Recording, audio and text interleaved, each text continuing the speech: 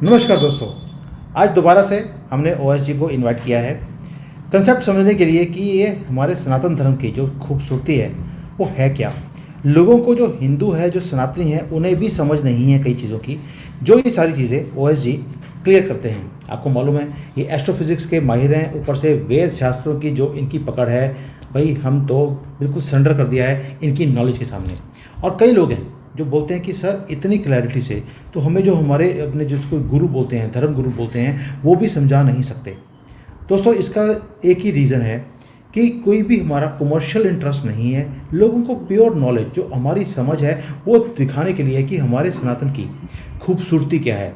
कोई किसी एक आदमी की लिखी हुई नहीं है, किसी एक कैरेक्टर के ऊपर ये घूमती नहीं है, कोई आसमान से उतरी हुई किताब नहीं है। पूरा साइंटिफिक है, ऑब्जर्वेशंस है, नेचर से सीखा है और उसके बाद हमने उसके ऊपर अध्ययन किया, उसे लाइफ में कैसे इम्प्लीमेंट करना है, वो सारी चीज़ें हमारे सनातन धर्म के अंदर हैं। तो आज जो कंसेप्ट हमने लेकर आए हैं ओएसजी, वो ये है कि ओम, हम सुनते हैं कि ओम, ये ओम आया कहाँ से, ये इसको इसका रीज़न क्या है, ये करता क्या है, ये सारी चीज़ें आज ये हमें समझाने वाले हैं। और आपको मालूम है कि इनकी जो एक्सप्लेनेशन है दैट इज़ बियॉन्ड पार। तो सर सबसे पहले ओम जो ओएस ही है, ओएस का मुझे लगता है ओएस का फुल फॉर्म मुझे एक और पता लगा है, किसी ने बोला कि ओएस का फुल फॉर्म है ओम शांति। एक्सीलेंट। तो आपके तो नाम में ही ओम शांति है और ओम का आप आज बताने वाले हैं कि ओम है क्या। सर जय Shri Ram and thank you for joining today. जय श्री राम। सर आज जो हम कवर करने वाले हैं वो है कॉन्सेप्ट ऑफ ओम। और इससे पहले एक हल्का सा समझाने की ज़रूरत है। ये पूरा फ्लो चार्ट है हमारे वैदिक बुक्स का। जो हमारे स्टार्टिंग है वो उपनिषद से शुरू होती है, सांख्या हमने और वैशेषिका हमने कवर कर लिया। जो धर्म का, सनातन धर्म का जो कॉन्सेप्ट है कि सनातन धर्म है क्या, वो हमने कवर कर लिया। आज हम चल रहे हैं ओम की तरफ। चलिए सर शुरू करते हैं। जो क्लैरिफिकेशंस था क्वेश्चंस का, वो जो लोगों ने क्वेश्चंस पूछा था हमने उसमें ऑलरेडी लोगों को क्लैरिफाई कर दिया है। कई लोगों ने पूछा कि भाई हम और सीखना चाहते हैं, तो आपके जो ब्लॉग का लिंक है जिसमें सारी एक्सप्लेनेशन है जो हम बातें कर रहे हैं वो सारे डिस्क्रिप्शन में हम लोगों ने डाल दिया है। अब आज शुरू करते हैं सर ओम के ऊपर। Please let's start. या सांख्य और वैशेषिक के बाद हम लोग सनातन धर्म और ओम इसलिए लिए हैं क्योंकि ये दोनों जो हैं वो डायरेक्टली रिलेटेड है सांख्य और वैशेषिका से। जिस तरह से कल हमने आपको एक्सप्लेन किया था कि सनातन धर्म की डेफिनेशन जो है वो सांख्य और वैशेषिका से उन्होंने किस तरह से ली, उसी तरह से आज हम लोग देखेंगे ये ओम शब्द भी सांख्य और वैशेषिका से किस तरह से है, कैसे इन्होंने डिराइव किया उस ओम शब्द। ठीक है, ये है आप वैशेषिका जब पढ़ते हैं, ठीक है, सांख्य ने कहा था कि एक फंडामेंटल मूल प्रकृति है और वैशेषिका ने कहा कि वो फंडामेंटल पार्टिकल जो है वाइब्रेटिंग मोड में रहता है, हमेशा वाइब्रेशन। अब वाइब्रेशन जो होता है वो साउंड का कारण होता है। उसको मूल प्रकृति को उन्होंने अक्षर भी कहा, वो अक्षर है और वाइब्रेट कर रहा है। वाइब्रेशन जो है वो साउंड का कारण। जब हम संस्कृत में शब्द वर्ड बोलते हैं वो बेसिकली रिफ्लेक्ट करता है साउंड को। तो ऋषियों ने बोला कि ठीक है, वो चूंकि वाइब्रेशन है, साउंड का कारण है, चूंकि अक्षर है, तो उसको एक शब्द में हम कैसे व्यक्त कर सकते हैं और साथ में उसको एक पिक्चर में कैसे दिखा सकते हैं, लिखित रूप में लिखना हो कैसे हम दिखा सकते हैं, अगर उच्चारण करना हो उस साउंड को तो किस तरह से उच्चारण कर सकते हैं। ये दो प्रश्न के लिए वो है ओम, उस तरह से ओम आया उसमें से। एंड स्कॉलर डिवाइडेड नेम उस दोनों प्रॉपर्टी के लिए, क्योंकि उस वाइब्रेशन को हमको बताना था कि वो साउंड है तो कौन सा साउंड है, हम मुंह से कैसे बोल सकते हैं। दूसरा, अगर अक्षर चूंकि है तो अक्षर के रूप में दिखाना होगा, तो वो अक्षर दिखेगा कैसे। ये दो प्रश्न का उत्तर है। और वैशेषिका से निकाले थे जो हमने ऑलरेडी एक्सप्लेन किया। अब चूंकि वो वाइब्रेशन जो है उसका नामकरण करना है, उसका अभी हमको उसको नाम देना है, क्या है साउंड का नाम क्या है, तो कैसे करेंगे नामकरण। तो वैशेषिका मैंने कहा कि वो वाइब्रेटिंग पार्टिकल जो है, और सांख्य में कहा यही वाइब्रेटिंग पार्टिकल जो है तीन पार्टिकल को बनाता है, सत्व रज तमो गुण। उनका गुण क्या है? सत्व गुण का गुण है अनुदात्तता, उसका पहला अक्षर आ लिया। और रजोगुण जो है, जो पॉजिट्रॉन है, उसका गुण है उदात्तता, उससे ऊ लिया। और तमोगुण जो है मकार है, माने वो माने इंटॉक्सिकेशन, जो तामसिक गुण जिसको बोलते हैं। तो हमारे यहाँ पर में शराब जितने भी उसको तामसिक पदार्थ, उसको मदार्थ बोलते हैं। तो माँ वहां से लिया, तो आ उ माँ, ये 3 अक्षर मिला के उसका नामकरण भी है ओम। ठीक है, तो नामकरण भी वो तीनों पार्टिकल के पहले तीनों अक्षर से लेके गए। लेकिन यहाँ पर में एक छोटा प्रॉब्लम था, आ उ जो दोनों हैं वो स्वर हैं, वॉवेल, बट माँ जो है वो कॉन्सोनेंट है। तो उन्होंने बोला नहीं, तीनों जब 2 वॉवेल है तो तीसरा भी वॉवेल होना चाहिए, इसलिए माँ की जगह उन्होंने अम लिया, ए आई ओ औ अम आहा।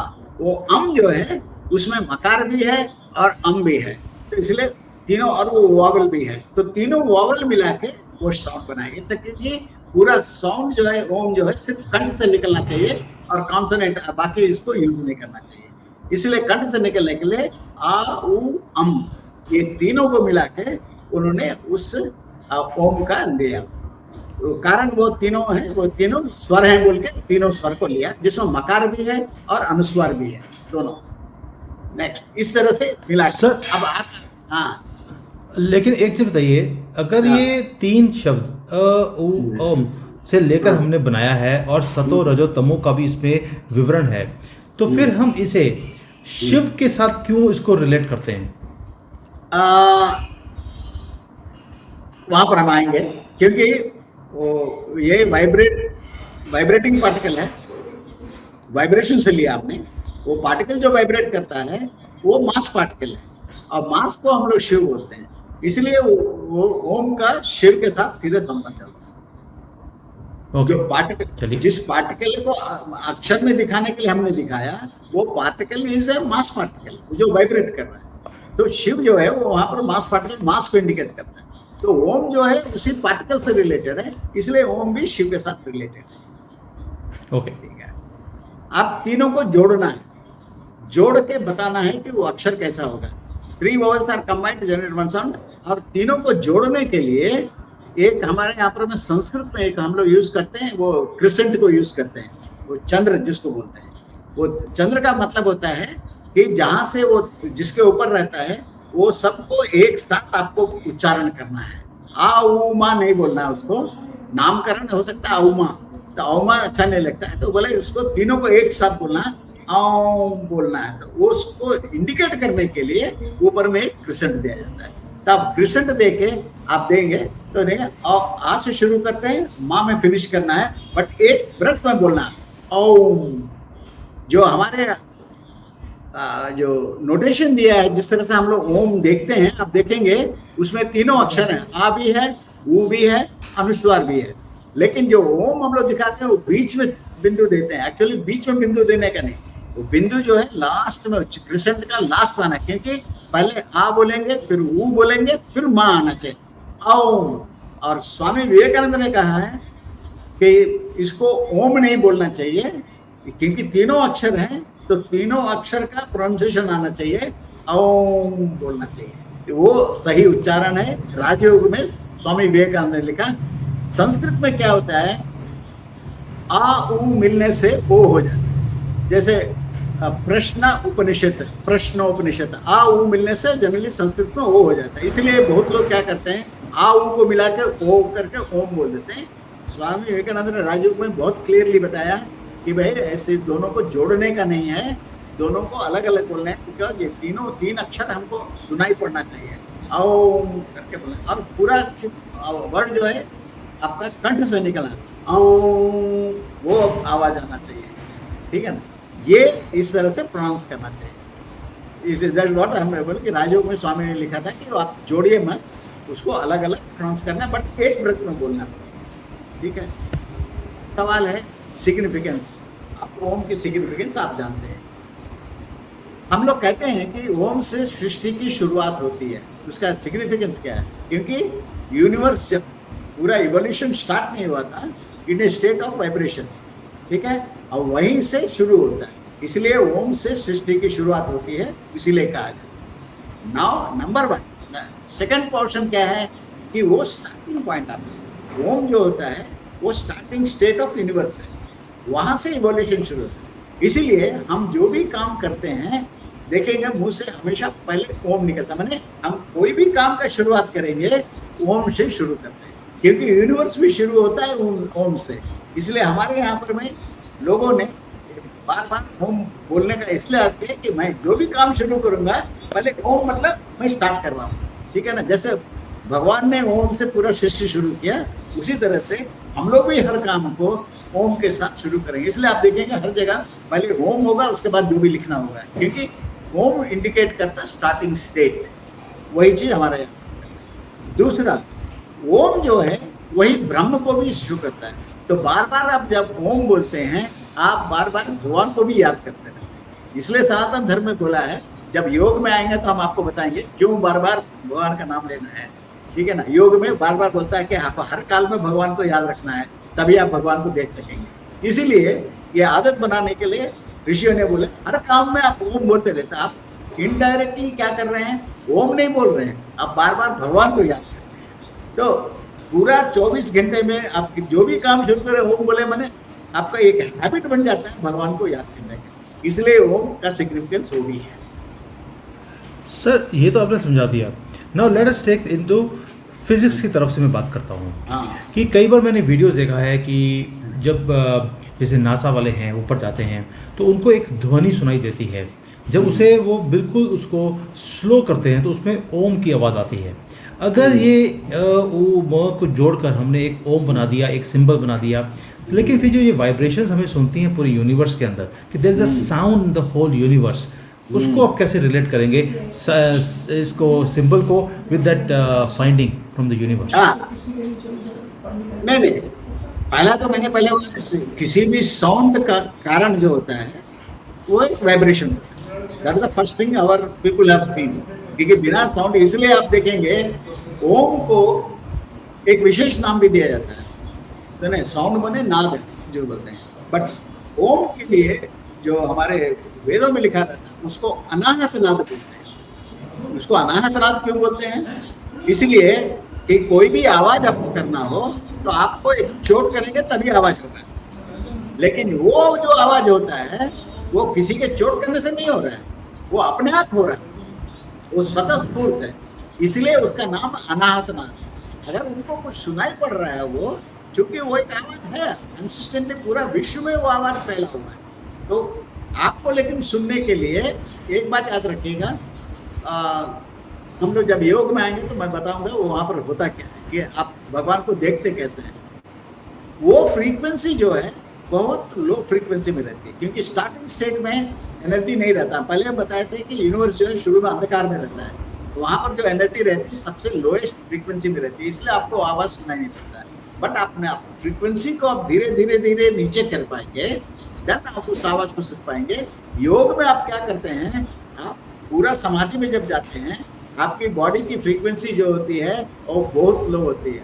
उसी को एक मांडुक्योपनिषद में जो कॉन्शियसनेस वगैरह बताया, स्टेट ऑफ कॉन्शियसनेस वगैरह में एक बताया था हाइबरनेशन, जो फ्रॉग, उसको मांडुक्य में फ्रॉग जैसे हाइबरनेशन में जाता है। जब हाइबरनेशन में रहता है वो मरता नहीं है, जिंदा है, लेकिन हिलता डुलता नहीं है। उसको उठा के कहीं भी डाल दीजिए उसको पता भी नहीं चलता कि आप उठा रहे हैं उसको। समाधि की स्थिति वैसी ही होती है, हाइबरनेशन की स्थिति में रहते हैं। हाइबरनेशन में क्या होता है, वो फ्रीक्वेंसी आप धीरे धीरे धीरे घटा रहे हैं। क्यों? इसलिए कि आपको जो कोई भी रेडियो का अगर आपको कोई गाना सुनना है तो आपका रेडियो का फ्रीक्वेंसी और जिस फ्रीक्वेंसी में वो मॉनिटर आ रहा है वो दोनों मैच करना है, तभी आप उसको रिसीव करेंगे। तो आप उस लोअर फ्रीक्वेंसी को भी रिसीव करना है, आपको अपना फ्रीक्वेंसी नीचे करना होगा, तब जाके आप मैच करके उस सुन पाएंगे। अगर वो सुन रहे हैं फ्रीक्वेंसी करें तो उनको सुना पाएंगे। बिल्कुल सही है सर, बिल्कुल सही है, ऐसा ही है ये। और आज मज़ा आ गया। ओम की जो आपने पूरी व्याख्या दी है मैंने भी कभी सुनी नहीं है। ओम हमने सुना है, बट ये ओम है और पीछे बिंदी कहाँ लगनी है, ब्यूटीफुल। दैट मीन्स उच्चारण जो है वही हम सनातनियों को पता नहीं है कि हमने उच्चारण सही तरीके से करना कैसे है। लेकिन कोई भी चीज़ होती है वो अंडरस्टैंडिंग से शुरू होती है। हम जो अपने पेरेंट्स को देखा कैसे किया उन्होंने, हम भी उसको वैसे ही फॉलो करने लग गए। लेकिन आज जो अंडरस्टैंडिंग दिया है, इसके बाद मुझे उम्मीद है कि सभी को समझ आ गया होगा कि इसको करना कैसे है। मैं एक रिक्वेस्ट करूँगा कि अभी आप अगर 30 सेकंड्स के लिए ओम का जो सही उच्चारण है अगर वो करके दिखा देंगे तो लोगों को समझ आएगा कि करना कैसे है। पहला है, हम लोग को जब हम समर कोर्स अटेंड किए थे तो वहाँ पर पुट्टपर्ती के साईं बाबा के यहाँ पर में 1 मई से 30 मई 1972, तो हम लोग को सुबह में ये हम लोग को प्रैक्टिस कराया जाता था। तो उस समय बोला जाता था हम लोग ओम, अरे ओम नहीं, ऐसा है ना, कंठ से बोलना आपको हम लोग को सिखाया जाता था।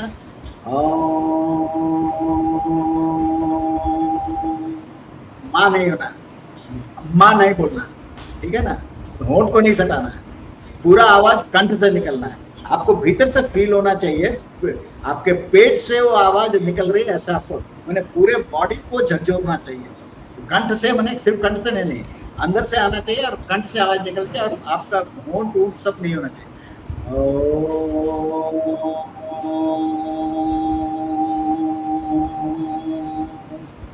आप फील करेंगे जब आप ओम बोल रहे हैं, बॉडी के अंदर से पूरे वाइब्रेशन होते हैं, आपको पूरा झकझोर के रख देंगे। ये करते रहना है, जो हम लोग को रोज सुबह आधा घंटा हम लोग को प्रैक्टिस कराया जाता था। वो कंठ से मीन्स आपने बोला कि एंड में म नहीं बोलना है, माँ म नहीं से पहले हल्का सा टच करना। आम जो बोलना वो बोलना है। हाँ, बस ठीक है, क्योंकि हम लोग कहते हैं ओम ओम म पे खत्म करते हैं, वो नहीं करना है। तभी मैंने बोला आपको कि जो सही उच्चारण है अगर करके दिखाएंगे तो लोगों को पता लगेगा। Thank you sir. इसलिए कि वो बोले कि मुंह से मत बोल, वो दिल से निकलना है, ठीक है ना, तब जाके उसका नहीं तो अदर फिर मुंह से लिप सर्विस हो जाएगा। बिल्कुल सही है सर, बहुत बढ़िया बहुत बढ़िया। ये शॉर्ट वीडियो था आज, बाकी सब वीडियो तो लंबे लंबे चलते हैं। आज बिकॉज सिर्फ ओम के ऊपर है, आज ये करते हैं। अगले मैटर में एक और मुद्दा लेकर आएंगे कि सनातन की खूबसूरती है क्या और कैसे हम इसे अपनी ज़िंदगी में उदाहरण कर सकते हैं, कैसे इसको इम्प्लीमेंट कर सकते हैं। और सारा साइंटिफिक है, कुछ भी नॉन साइंटिफिक नहीं है। यही खूबसूरती है सनातन की। थैंक यू सर, मैं तो आज यही बोलूँगा। ओम शांति। जो नेक्स्ट वाले जो होंगे, मैं न्याय पर बात करने जा रहा हूँ। नेक्स्ट जो एपिसोड होगा वो न्याय पर, उसके बाद योग में आएंगे। हम लोग का जो बेसिक टेक्स्ट कंप्लीट हो जाएंगे, उसके बाद हम लोग बाकी कॉन्सेप्ट में जाएंगे। Right sir, thank you so much. अब मुझे मालूम है आपको भी जल्दी है, मुझे भी जल्दी है, और अगली बार न्याय के ऊपर बात करेंगे। न्याय वो वाला न्याय नहीं है जो हमारे ये सुप्रीम कोर्ट और हाई कोर्ट में मिलता है, ये तर्कशास्त्र है। तो मैं इसलिए थोड़ा सा टच कर रहा था कि ये वो वाला न्याय नहीं है कि भाई ये कोर्ट सिस्टम नहीं है। नहीं, वो इस तर्क पर ही संबंधित है, बट यहाँ जो न्याय शब्द है वो बेसिकली तर्क के लिए, कैसे प्रूफ कैसे करेंगे कोई चीज़, तर्क कैसे। चलिए सर, अगली बार मिलते हैं, तब तक के लिए ओम शांति। ओम शांति।